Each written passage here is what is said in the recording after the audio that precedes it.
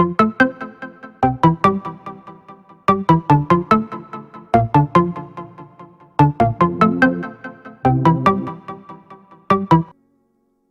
Enescu s-a născut în anul 1881 în comuna Liveni din județul Botoșani, o localitate care astăzi poartă numele marelui muzician.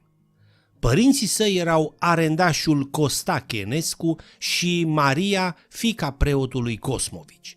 A fost al 8-lea copil născut al familiei și primul care nu a murit în copilărie, ceilalți frați fiind răpuși încă din primii ani de viață, 5 dintre ei în urma epidemiei de angină difterică.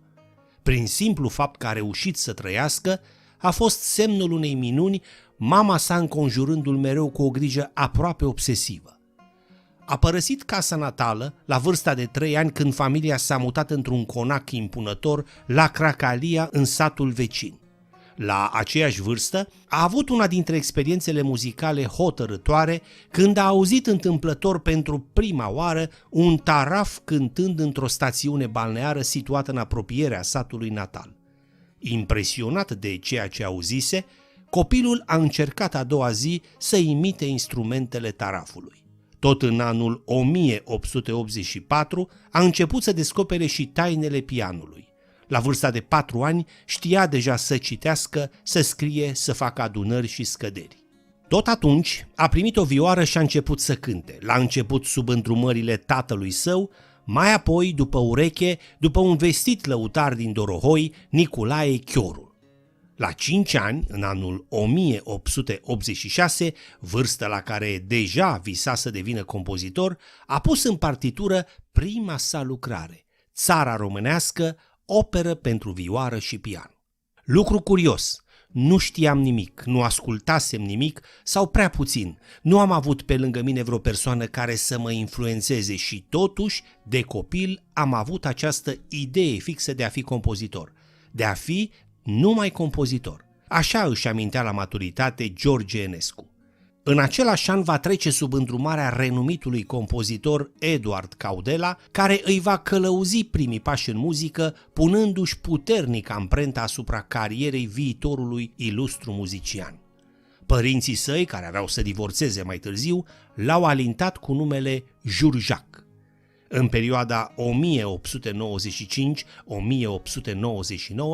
George Enescu este trimis de tatăl său să studieze conservatorul de la Paris.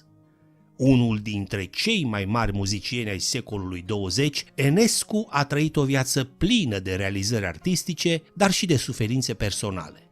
Una dintre cele mai dureroase aspecte ale vieții sale a fost relația dificilă cu soția sa, Maruca Cantacuzino. Soția lui George Enescu a fost o scorpie în cel mai adevărat sens al cuvântului.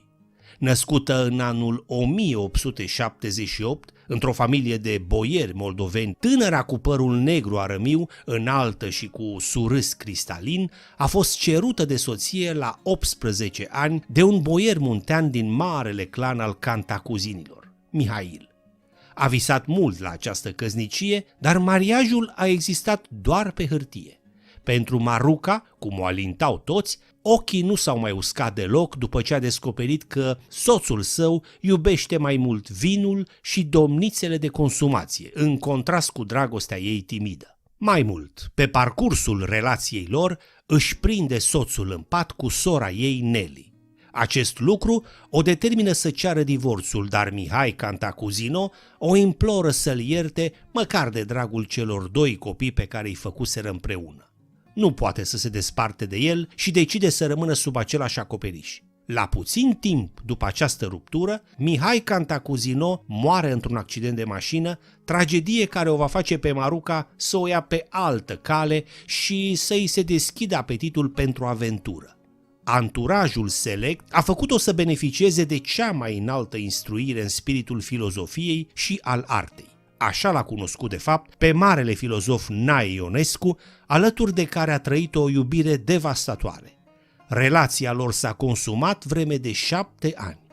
Se îndrăgostește la prima vedere, într-o noapte de revelion, de marele George Enescu, chemat să cânte la curtea reginei Maria și a lui Ferdinand. Maria Rossetti era deci fosta soție a politicianului Mihai Cantacuzino, fosta amanta filozofului Nae Ionescu și una din doamnele de companie ale reginei Maria.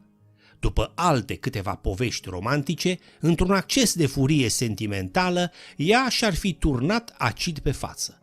Se spune că la auzul veștii, George Enescu s-a întors de la Paris imediat la București și a vegheat la căpătâiul doamnei de care era profund îndrăgostit. În urma acestui episod, Maruca Rossetti Cantacuzino va rămâne desfigurată toată viața și va apărea în fotografii cu un voal negru pe față. După tentativa ei de sinucidere, Enescu s-a întors de urgență la București, acolo unde a cumpărat o casă pe Calea Victoriei.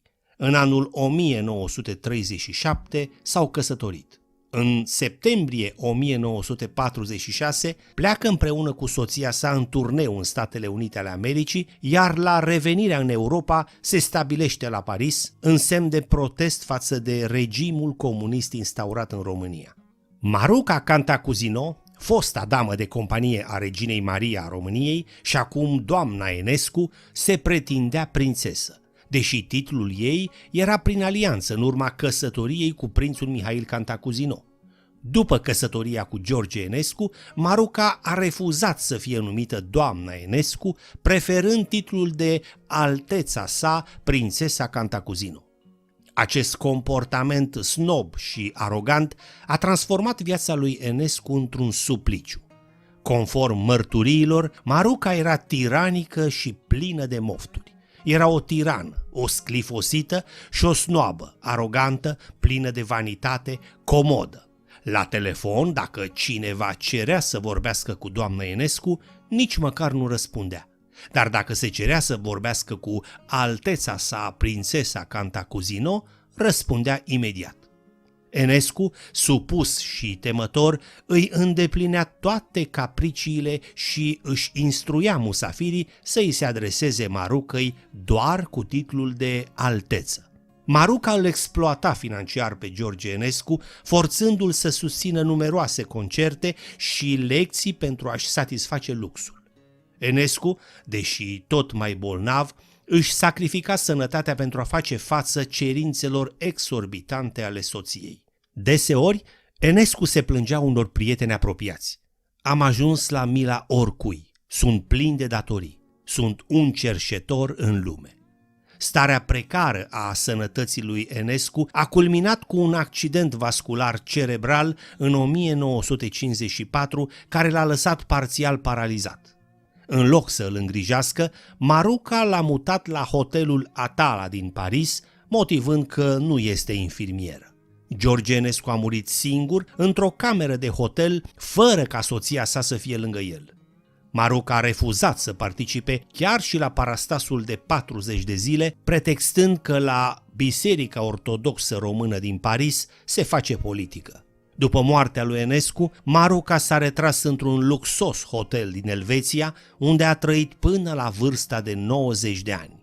Pe 4 mai 1955, geniul George Enescu, cel mai mare compozitor pe care l-a dat nația noastră, deceda singur, fără lumânare, la etajul 4 al unui hotel parizian, acolo unde își trăise ultimele clipe alături de câinele său credincios.